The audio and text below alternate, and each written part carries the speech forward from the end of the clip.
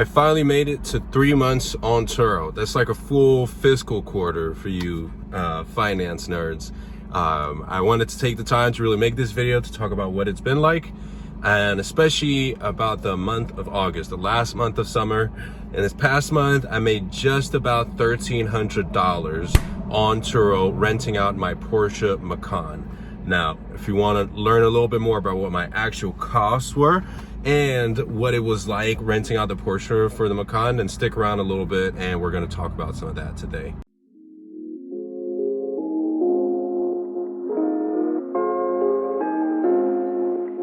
So the first important cost with any car is going to be the car note and then insurance. Car note plus insurance currently on my Macan is $957. The cost it cost me to operate on Turo, so I like to call those the operating costs, like for example car washes or taking a lift because you have to drop off the car at the airport. That's also an operating cost, and that totaled to about $57. So at a glance, I made about $300 in profit on Turo this month. However, it's worth noting, I only rented out my car for 3 weekends, and the big days really on Turos are the weekends. If your car is not out on the weekend, that's actually a pretty bad sign. You should be getting 4 trips a month, and your car should just be out on the weekend. So typically when the weekends roll around, you'll start to see prices start to decrease, and you'll start to see listings getting more competitive as cars tend to get snatched up. It is very common for people to book Turos at the super last minute. I had one guest actually call me or book the car while they were on their flight on the way to San Francisco, and we're like, hey, I need the car for 4 days, I'm landing in 3 hours, and then bam, I was able to deliver it to them. So that's a big reason why I didn't make as much money this year. I think I might have mentioned this in the past, but my ideal revenue target is about $1,700, $1,800, maybe $2,000 if I'm doing really good, just to get to that really consistent profit basis. I want to be making $800 a month profit off of this car.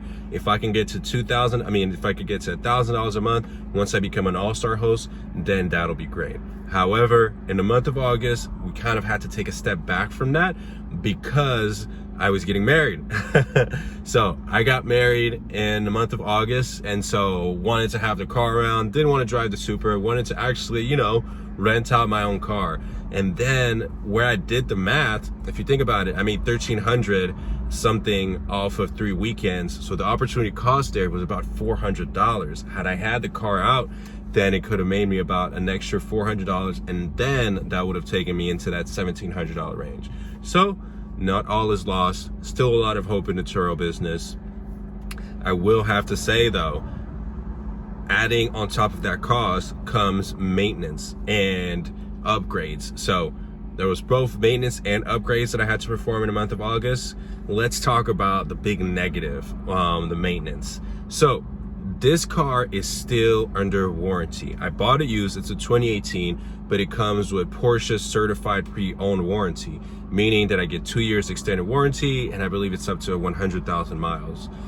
Unfortunately, this month there was some suspension error, something with the air compressor. This car is equipped with air suspension, and the air compressor was defective on the front left strut, meaning that the car couldn't raise or lower. This was a big bugger because it would throw a warning sign in the car, and although the car would drive fine, you actually couldn't put it into sport mode, and you actually couldn't lower the car. So a bit of a bummer there, and I had to get that fixed. Now, I mentioned there's warranty, and so warranty was able to cover that, luckily, because that would have been at least $600 from Porsche alone to get that part installed, and then get the car back out to me. So where I was able to get that handled, I was able to get that handled actually during the week. That's also a big thing. If problems come up with Turo, like I mentioned, weekends are super important. So you want to make sure that during the week, you handle all of your business. And then when it comes to upgrades, the upgrade that I did on this car was install the Porsche Connect system. Since I bought the car used, I actually had to pay to get a SIM card installed into the car. It's something that if I could have gone to my local dealer, the dealer where I bought the car from, then I could have got it done for free. Unfortunately, the dealer that I bought the car from is down in Los Angeles. I'm in the Bay Area, so I had to go to the local dealer, and then they charged me there. Initially, they were going to charge me about $300, but I was able to get a break and pay $225 just to install the Porsche Connected app. Why is Porsche Connected app important?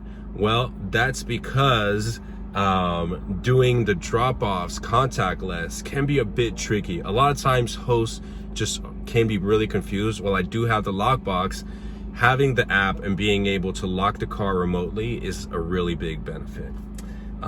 Now, speaking of remote activities, it's really unfortunate, but the Porsche Connect app doesn't let you unlock the car from a distance. So I still have to use the lockbox in combination with the app. I mean, it's nice because I can lock the car remotely, which is the most important thing, but to unlock it, I'm still going to have to put the lockbox on there. So shame on you, Porsche.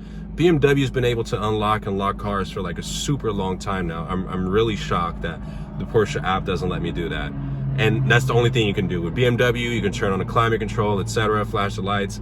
Can't do any of that with the Porsche app. But yeah, that's where we're at for the month of August.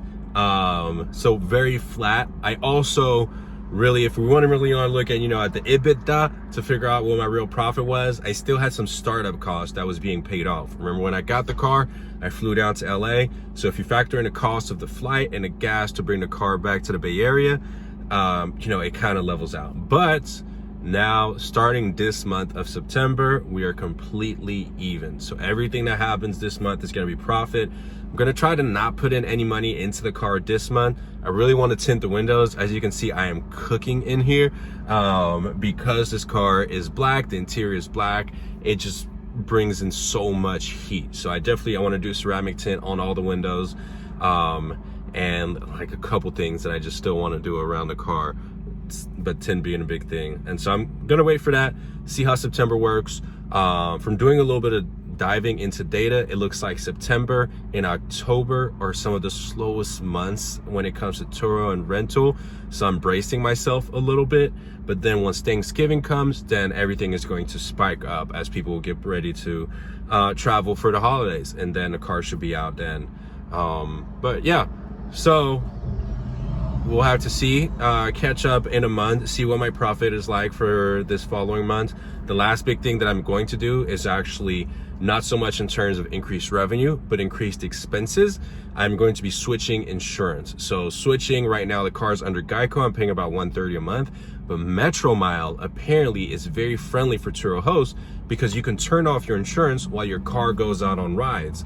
So that means you can save a little bit of money there while your car is out. And so my estimated basically cost, if I still drive the car a little bit, is going to be more like 60 to 80 a month instead of the 130 that I'm paying with Geico now.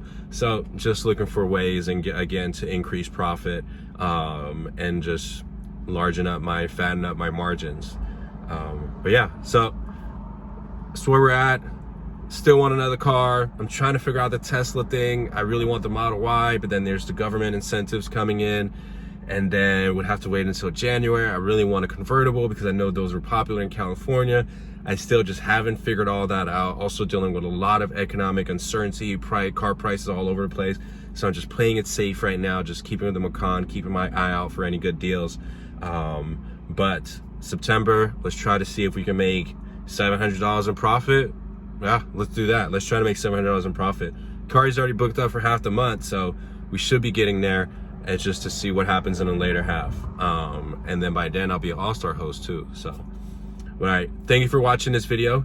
If you enjoyed it, please give it a thumbs up. If you have any questions on kind of what this first quarter has been like for me, renting on Turo, would love to answer them in the comment section. Also, just a small heads up, if any of you are into streaming, I'm going to be starting a new channel called Powaup Gaming, where I'm going to be streaming just to separate things between Powaup and some of the live streaming that I do for F1. So I'll link that down in the description, and feel free to check it out there. But all right, yeah, see you in a month. Peace.